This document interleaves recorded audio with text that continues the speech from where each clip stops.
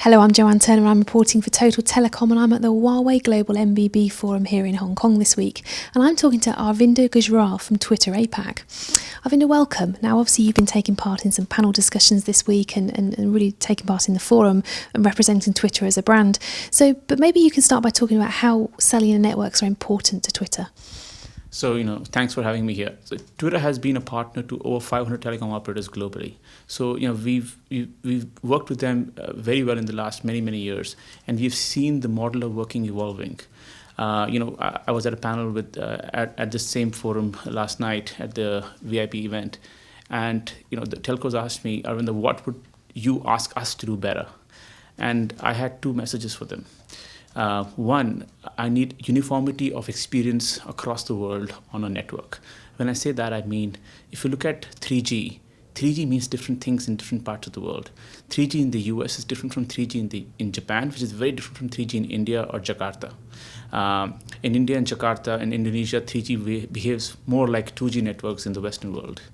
And what that causes is causes us, when we are making our app and user experiences, designing a UX and UI, it causes us to relook at how our app behaves on a 3G network in Jakarta and how to behave differently in San Francisco.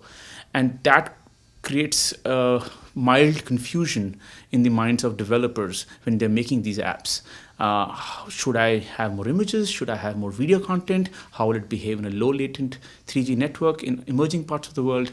And I think that lack of uniformity of the definition of 3G and the 3G experience, and now moving on to 4G and eventually to 5G, I think that needs to be sorted out by telcos collectively, so that the app developers around the world have a standard definition of what a 3G experience on their app or a 4G experience on their app will look like. That's one. Two, we've done so many partnerships, and I think two things that operators forget about Twitter. I mean, the Twitter brand, the bird, it's visible everywhere, but they forget that actually what Twitter stands for is content, and content created by users. And a user could be somebody, an average Joe like me, or could be Barack Obama, or could be the Pope himself, right? And we have this content around the world. We generate about 500 million tweets a day, right? From a telco perspective, there's nothing better than to take that content, make it contextual, and make it available to their subscriber, matching it to his or her likes and dislikes and their interest graph on that network. A telco captures a lot of information about every subscriber on the network. They know which web pages you're going to, which mobile apps you've downloaded. So they have a fair idea of this woman on my network probably is a mother, has some baby apps that she's downloaded, has some gardening apps, visits house.com, so has interest in interior decor. So if you have that interest graph mapped out for your users, can you take the best tweets around that interest graph and make it available? This does two things. It makes the user delighted about, hey, they know who I am, and they're giving me something from Twitter, which is difficult for me to identify and curate myself. Two, it makes the network used more efficiently, because you are now putting in together a timeline for that user, which has text, video, audio, and now live video streaming with Periscope. So it serves a business purpose of driving data users and data adoption in markets, and it gives the users a reason to come back to the telco and feel a little more close to them. And finally, the last thing I would say is a very underutilized and misunderstood aspect of Twitter is direct messaging. So we have this one-to-one messaging and one-to-many messaging on Twitter now.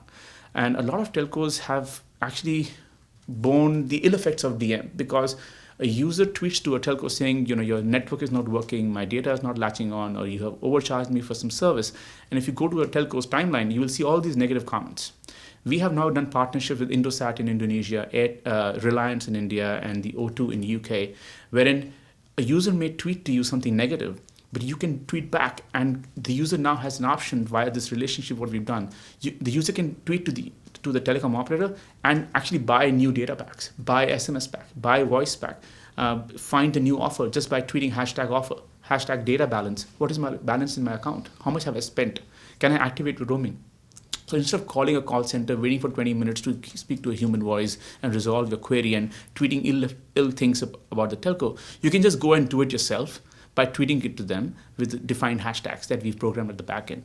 So this symbiotic partnership where we not only elevate the customer service of this new generation of users who are coming onto the platform, because these are all digital users. They don't want to wait 20 minutes on a call center, right? They want to get instant gratification of a query.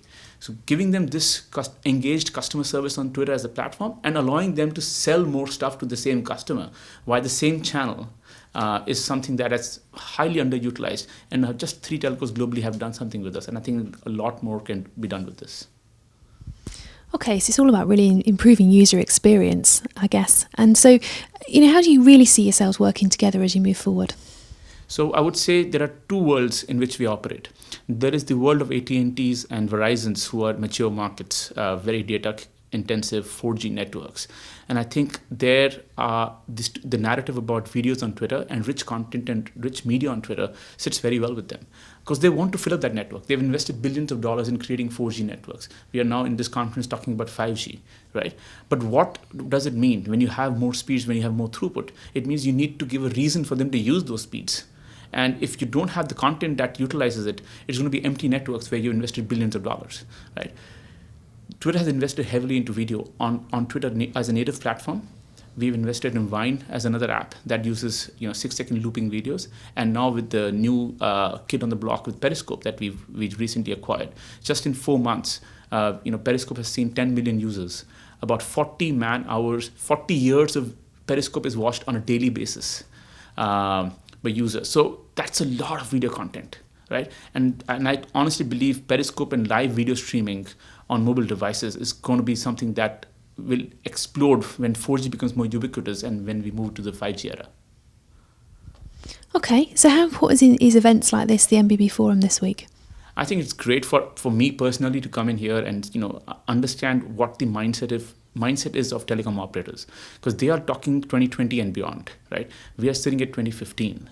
If I don't understand what my most valued partner, which is the telecom operator, is actually thinking, and what is their business priorities, where are they putting their dollars, not just talking about it, but actually investing their money, that helps me take that feedback to my engineering and product teams in San Francisco and give them a view into what the largest networks in the world are going to be doing in the next 5 years. And hence, what do we as Twitter need to make sure that we have a symbiotic relationship and our apps actually justify the investments that these telecom operators are making? Because if we are going to live at the 140 character text tweet, which we had 5 years ago, then we are not going to be a partner that telcos really care about.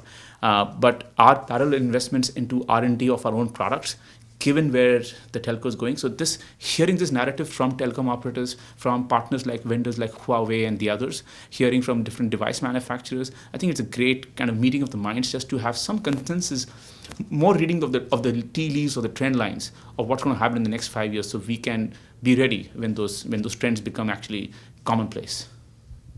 Great. Well, thanks for talking to us today. Thank you for having me.